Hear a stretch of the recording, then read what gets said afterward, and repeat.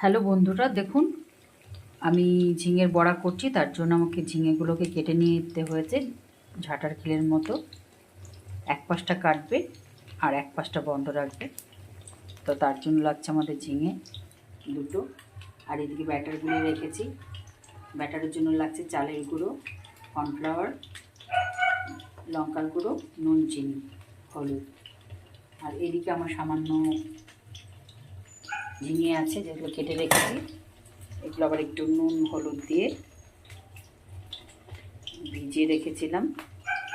তারপর ধুয়ে চেপে নিয়ে ব্যাটারে দিয়ে এই যে এখন বড়া ভাজছি। তো আমার এক সাইডটা হয়ে যাওয়ার পর আমি আর এক সাইডটা উল্টে দেব। এখন আমার এক সাইডটা হয়নি, তো তবুও আপনি একটা